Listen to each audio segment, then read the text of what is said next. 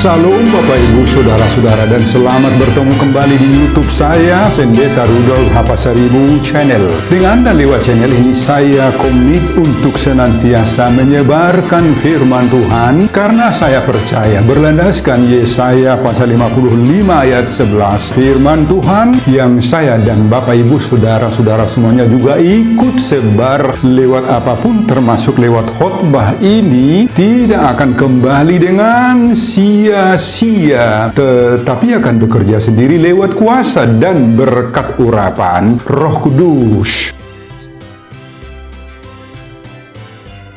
Mari Bapak Ibu, Saudara-saudara semuanya saya ajak membantu saya menyebarkan firman Tuhan khotbah di ibadah minggu ke-10 sesudah Trinitatis 9 Agustus 2026. Terambil dari Injil Matius pasal 14 ayat 22 sampai 33 dan epistel dari Mazmur pasal 62 ayat 1 sampai 5. Diikat oleh topik atau tema tenanglah, jangan takut. Dalam bahasa Batak Toba ditulis pos marohamuna unak kamu mabiar. Saya baca untuk kita, simaklah pembacaan firman Tuhan berikut ini. Judul perikop Matius pasal 14 ayat 22 sampai 33, Yesus berjalan di atas air.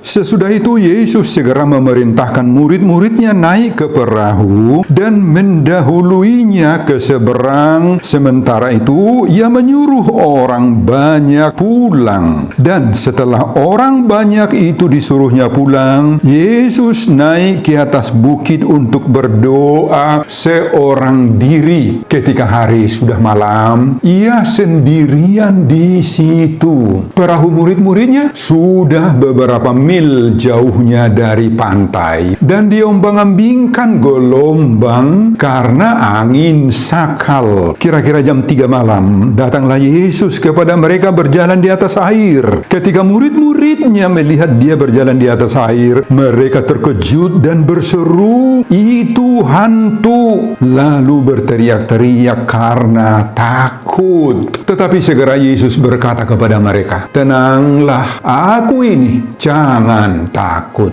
Lalu Petrus berseru dan menjawab dia, "Tuhan, apabila Engkau itu, suruhlah aku datang kepadamu berjalan di atas air." Kata Yesus, "Datanglah." Maka Petrus turun dari perahu dan berjalan di atas air mendapatkan Yesus. Tetapi ketika dirasanya tiupan angin, takutlah ia dan mulai tenggelam. Lalu berteriak, "Tuhan, tolonglah aku." Segera Yesus mengulurkan tangannya memegang dia dan berkata, "Hai orang yang kurang percaya, mengapa engkau bimbang?" Lalu mereka naik ke perahu dan angin pun redalah. Dan orang-orang yang ada di perahu menyembah dia, katanya, "Sesungguhnya engkau anak Allah." Nah, Bapak Ibu dan Saudara-saudara, demikianlah nats khotbah kita di ibadah minggu ke-10 sesudah Trinitatis 9 Agustus 2026 dihubungkan dengan topik tenanglah, jangan takut, pos marohamuna unak kamu mabiar. Saudara, Matius 14 ayat 22 sampai 33 ini tentang Yesus berjalan di atas air sangat kuat mengajarkan bahwa Tuhan itu berkuasa atas segala situasi yang menakutkan dan memanggil murid-muridnya untuk hidup oleh iman, bukan oleh rasa takut. Adapun latar belakang dari peristiwa ini terjadi sesudah Yesus memberi makan 5.000 orang sebagaimana Matius 14 ayat 13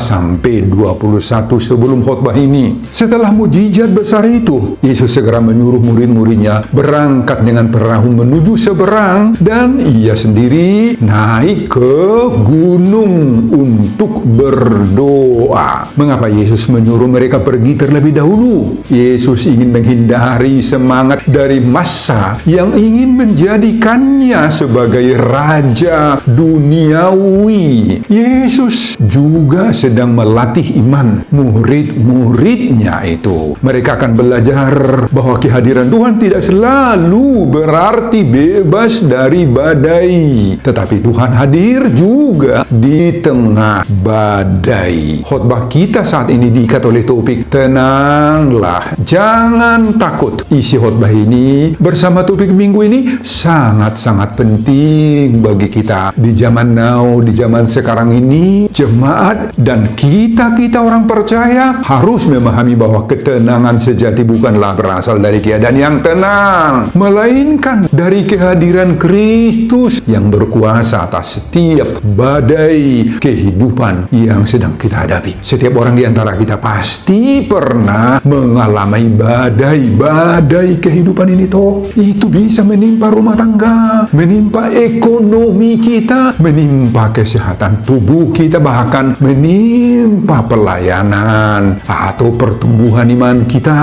Inilah semua jenis dan penampakan atau pewujudan dari badai-badai tersebut. Dan yang menarik dalam khotbah ini, para murid mengalami badai justru setelah mereka taat kepada apa yang diperintahkan Yesus. Artinya, ketaatan kepada Kristus bukan berarti hidup tanpa badai, tetapi Kristus berjanji menyertai kita di tengah badai tersebut. Karena itulah Bapak Ibu, makanya Yesus berkata di sini, tenanglah, aku ini, jangan takut.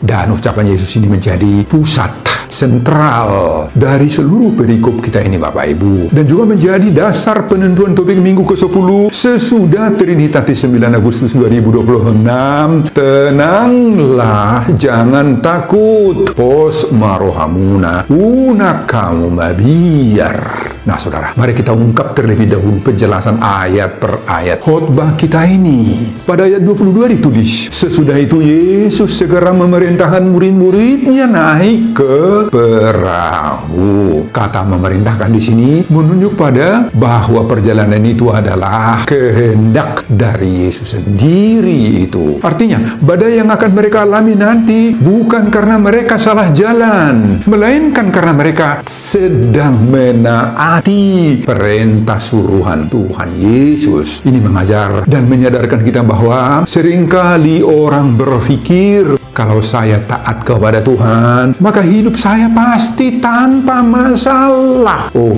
Alkitab justru menunjukkan bahwa orang yang taat pun kepada Yesus Kristus bisa mengalami tantangan badai. Jadi, ketaatan tidak menghilangkan kesulitan, permasalahan, tantangan hidup. Tetapi Tuhan tetap mengendalikan perjalanan hidup kita itu meskipun diberondong oleh berbagai-bagai badai. Pada ayat 23 ditulis, dan setelah orang banyak itu disuruhnya pulang, naiklah ia ke atas gunung untuk berdoa. Nah saudara, apa yang mau diungkap ayat 23 ini? Di tengah pelayanan yang sangat sibuk, Yesus tetap menyediakan waktu untuk berdoa. Ini menunjukkan tetap ada ketergantungan Yesus itu kepada Bapaknya. Ini menunjukkan juga pentingnya persekutuan pribadi dengan Allah. Artinya, sesibuk apapun kita, itu bukan alasan untuk meninggalkan atau melupakan doa. Semakin besar tanggung jawab kita, semakinlah kita membutuhkan peranan dan kuasa doa. Pada ayat 24 disebut bahwa di saat perahu sudah jauh dari pantai, angin sakal dan gelombang besar menerpa perahu mereka. Di saat murid-murid itu berjuang di sepanjang malam itu, Bapak Ibu, dalam Injil Markus dijelaskan bahwa Yesus melihat mereka sedang bersusah payah. Artinya, walaupun Yesus tidak bersama mereka saat itu secara fisik, tetapi Yesus tetap saja mempertahankan mereka dari tempat lain. Dan inilah juga yang sering kita alami. Kadang kita merasa Tuhan itu jauh, padahal Tuhan melihat, Tuhan mengetahui, Tuhan tidak tidak pernah kehilangan kendali atas diri kita. Pada ayat 25 disebutkan, kira-kira jam 3 malam datanglah Yesus kepada mereka berjalan di atas air. Saat jam 3 malam ini, Bapak Ibu, ini menunjuk pada saat menjelang fajar. Mengapa Yesus datang begitu lama? Karena Tuhan memiliki waktunya sendiri toh. Mujizat sering datang ketika kita sudah hampir menyerah, sudah hampir kalah. Berjalan di atas air menunjukkan bahwa Yesus adalah Tuhan atas alam semesta. Air yang menjadi ancaman justru bagi Yesus menjadi jalan bagi Yesus untuk datang kepada murid-muridnya. Jadi apa yang menjadi masalah bagi kita bukanlah masalah bagi Tuhan. Pada ayat 26 ada hal yang aneh di sini. Murid-murid itu mengira Yesus adalah hantu. Nah, mengapa? Karena mereka menganggap tidak mungkin Yesus tiba-tiba hadir toh. Pada ayat 27 Yesus berkata, "Tenanglah, aku ini, jangan takut." Ucapan Yesus inilah yang menjadi inti seluruh perikop kita ini. Ada 3 dari pesan Yesus yang kita nampak di sini. Pertama, tenanglah, jangan panik, itu maksudnya. Kedua, aku ini, dalam bahasa Yunani disebut ego eimi. Ungkapan ini mengingatkan pada nama Allah dalam perjanjian lama. Aku adalah aku, sebagaimana Keluaran 3 ayat 14. Yesus sedang menyatakan keilahiannya. Dan ucapan ketiga dari Yesus, jangan takut. Dasar untuk tidak takut apa? Adalah karena Tuhan hadir. Jadi hidup dalam damai itu, Bapak Ibu, bukan karena badai sudah berhenti, sudah selesai. Damai datang karena Yesus hadir di tengah-tengah hidup kita, dalam keluarga kita, di tengah persoalan-persoalan yang sedang kita hadapi. Pada ayat 28, Petrus berkata, "Suruhlah aku datang kepadamu." Apa maksud Petrus di sini? Ini menunjukkan keberanian iman Petrus. Petrus bukan ingin pamer, tetapi ia ingin berada dekat Yesus. Jadi Bapak Ibu, iman sejati selalu membawa kita makin dekat kepada Yesus. Pada ayat 29, Petrus berjalan di atas air.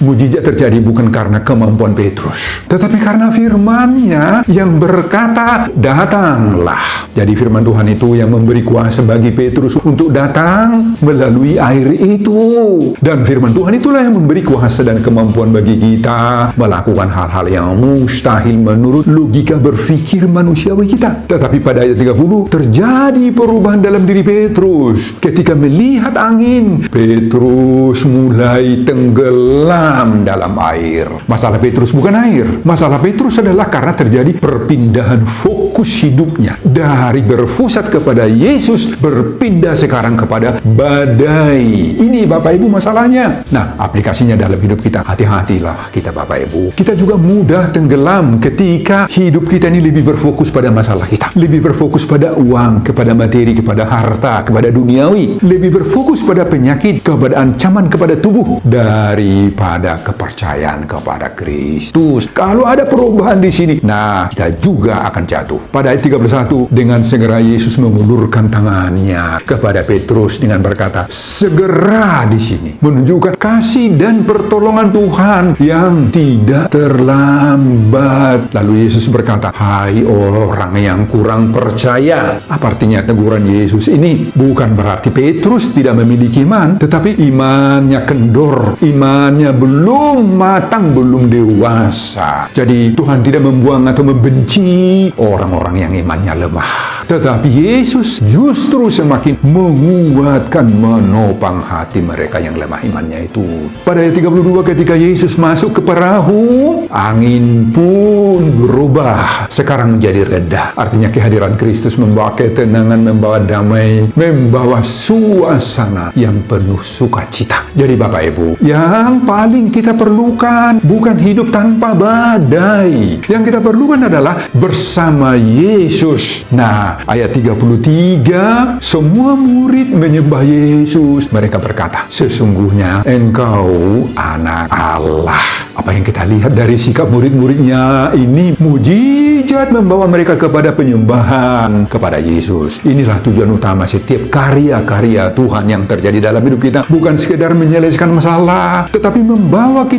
manusia untuk lebih mengenal siapa Yesus sebenarnya. Nah saudara, ini menyadarkan kita kita bahwa setiap pertolongan Tuhan seharusnya menghasilkan, membawa iman yang bertumbuh, penyembahan yang lebih sungguh-sungguh, dan ketaatan yang lebih dalam. Nah, saudara, semua kisah yang kita dengar dalam khotbah ini sungguh-sungguh mendorong hidup kita ini. Tenanglah, jangan takut. Pos marohamuna unakamu mabiar, sebagaimana diserukan topik minggu ke-10 sesudah Trinitatis 9 Agustus 2026. Amin, Bapak Ibu dan saudara-saudara. Nah, Bapak Ibu dan saudara-saudara, itulah isi khotbah kita di minggu ke-10 sesudah Trinitatis 9 Agustus 2026, dihubungkan dengan topik tenanglah, jangan takut. Pos marohamuna unakamu mabiar. Saudara, apa pengajaran Tuhan bagi kita lewat khotbah ini? Pengajaran pertama, tenanglah karena badai tidak berarti Tuhan meninggalkan kita. Saudara, pada ayat ini disebutkan bahwa perahu mereka sudah beberapa mil jauhnya. Nah, dalam ayat ini juga disebutkan bahwa Yesus sendirilah yang menyuruh murid-murid naik perahu. Jadi badai itu bukan akibat karena mereka salah jalan atau karena menembus sendiri perjalanan mereka tanpa setahu Yesus. Oh, bukan. Yesus sendiri yang menyuruh mereka menempuh perjalanan di atas perahu itu. Artinya mereka sedang berada tepat di tempat yang Tuhan kehendaki. Nah, saudara, ini mengajarkan sesuatu kebenaran penting bagi kita saat ini, bahwa kadang Tuhan mengizinkan badai untuk membentuk iman kita. Badai yang terjadi mengancam hidup kita itu sering sekali menjadi apa? Menjadi ruang kelas, ruang belajar, tempat Tuhan mengajar, mendidik, membentuk kita agar semakin teguh, semakin dewasa dalam iman kita. Oleh karena itu, saudara, aplikasinya dalam hidup kita saat ini, jikapun kita harus berhadapan dengan badai kehidupan apapun itu yang menggoncang hidup kita, jangan langsung kita berpikir, Bapak Ibu, oh, kenapa ya Tuhan menghukum saya? Oh, Tuhan sudah meninggalkan saya. Oh, Bapak Ibu, tidak demikian. Bukan karena Tuhan sedang menghukummu atau meninggalkanmu. Ingat, dengan semua badai kehidupan itu, sekali lagi, Tuhan sedang mengajar, mendidik, membentuk saudara, saya, kita semua agar kita semakin teguh, semakin dewasa dalam iman kepercayaan kita. Tuhan sedang memasukkan saya ke dalam ruang kelas rohani, karena Tuhan boleh jadi sedang mendidik, sedang mendewasakan iman kita. Ilustrasi, seorang guru tidak berbicara ketika ujian berlangsung, toh bukan karena meninggalkan murid-muridnya, tetapi karena ingin melihat hasil pembelajaran selama ini yang sudah dia lakukan sekarang diuji. Nah, saudara, demikian juga Tuhan. Kadang Tuhan itu tampak diam, tetapi mata Tuhan tidak pernah lepas dari kita, selalu tertuju pada kita sendiri. Firman ini menunjukkan bahwa orang yang taat pun bisa mengalami badai, tetapi Tuhan hadir di sana. Makanya topik minggu ke-10 sesudah Trinitatis 9 Agustus 2026 ini menyerukan, tenanglah, jangan takut. Pos maruhamuna unakamu mabiar. Pengajaran kedua, tenanglah karena Yesus datang pada waktu yang tepat. Nah, saudara, pada ayat 25 ditulis, kira-kira jam 3 malam datanglah Yesus kepada mereka berjalan di atas air. Nah, saudara, kita semua tahu bahwa jam 3 malam itu adalah waktu paling gelap, dan itulah waktu yang paling melelahkan bagi orang-orang yang sedang berada dalam perahu toh. Dan ketika di saat-saat seperti itu datang badai, datang angin kencang yang menggoncang, maka ini merupakan suasana yang paling kuat membuat orang berada dalam perahu itu sangat takut dan bisa putus asa. Namun ayat khotbah ini menegaskan, justru saat seperti itulah Yesus datang, Yesus hadir, Yesus berada di tengah-tengah badai mereka itu.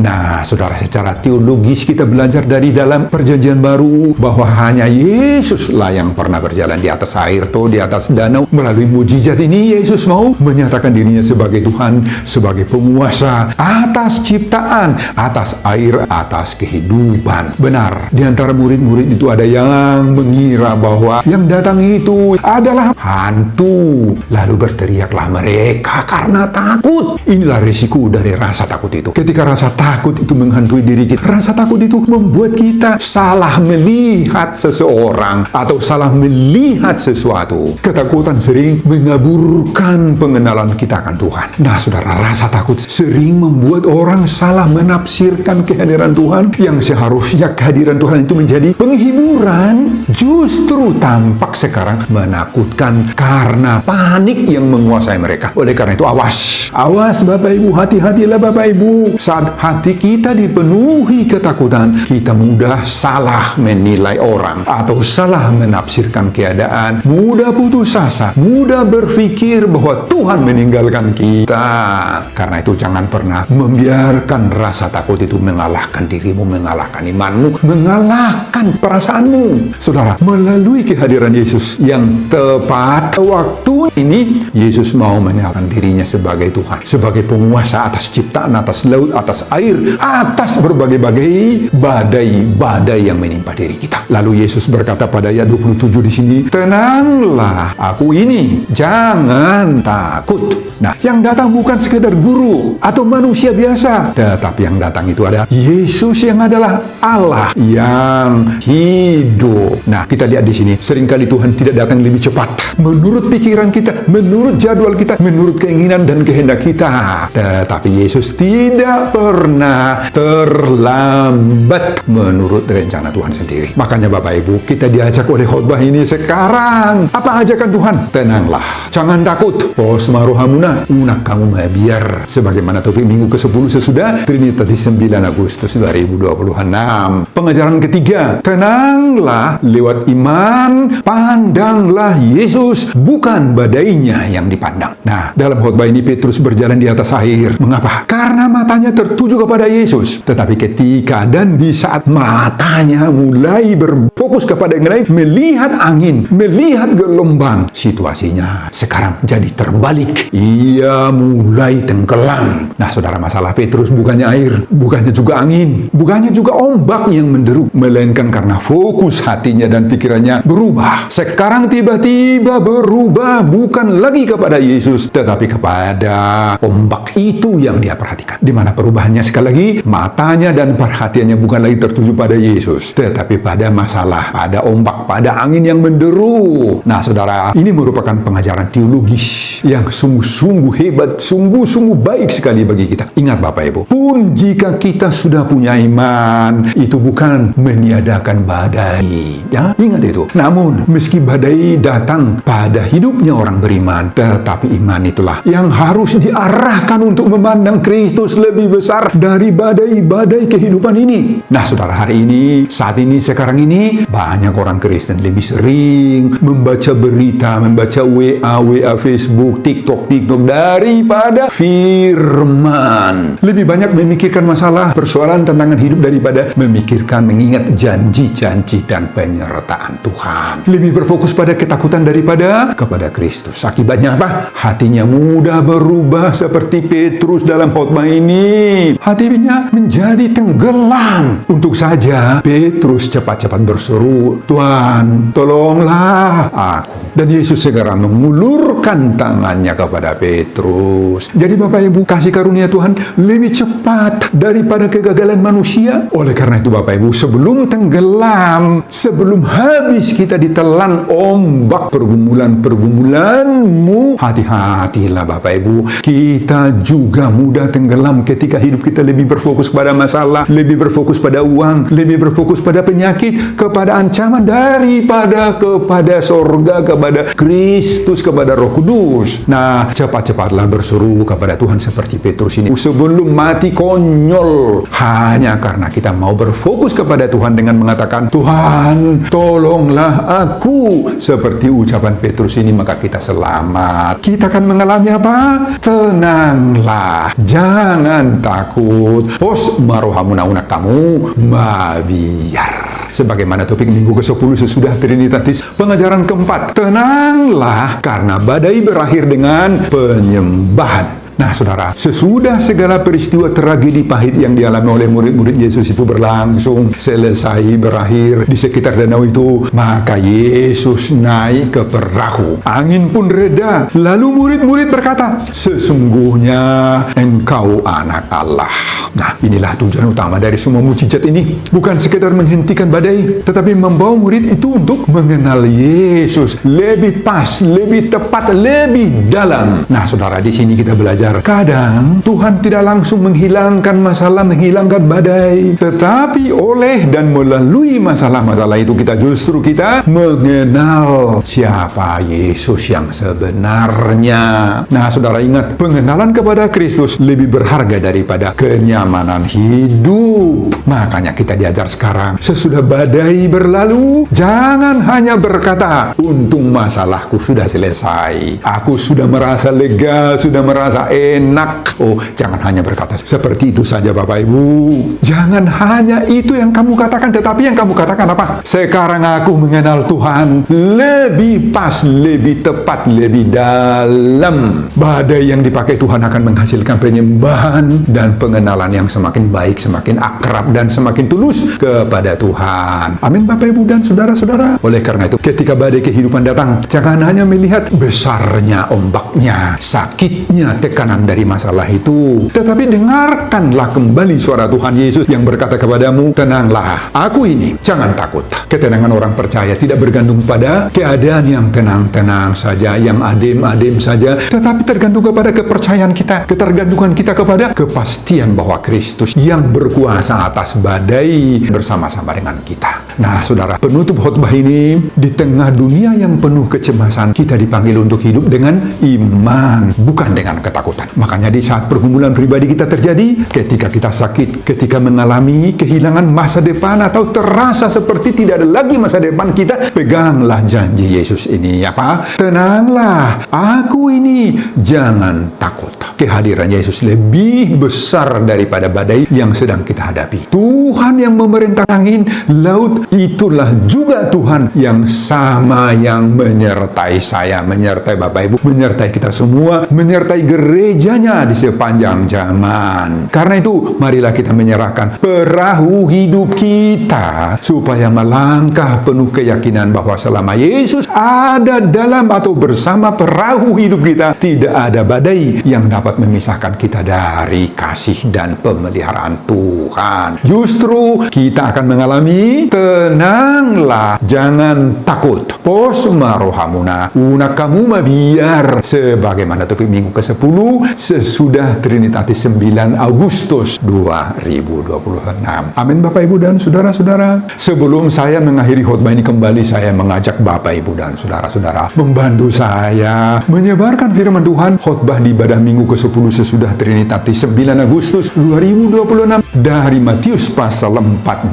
ayat 22 sampai 33, agar semakin banyak orang yang mau mendengar seruan Tuhan. Tenanglah, jangan takut. Pos marohamuna, unak kamu biar termotivasi lewat khotbah ini. Simak juga video-video khotbah saya yang lain agar Bapak Ibu dan saudara-saudara memiliki sentuhan dan pemahaman rohani yang semakin diperkaya. Buka di YouTube saya, Pendeta Rudolf H. Pasaribu Channel. Selamat mengikuti ibadah minggu ke-10 sesudah Trinitatis. Tuhan Yesus memberkati kita. Salam Horas. Amin. Oh Bapak, terima kasih untuk firman-Mu yang sungguh-sungguh indah sekali. Ini adalah pengalaman murid-murid bersama Yesus ketika diberondong berbagai-bagai badai kehidupan. Pengalaman murid juga banyak terjadi dalam hidup kami. Kami juga berhadapan dengan badai-badai kehidupan. Banyak yang mengancam, banyak yang membuat rasa takut, banyak yang membuat kami galau dalam hidup ini. Kami yakin dan percaya Tuhan juga bersama-sama dengan kami ketika kami dilanda berbagai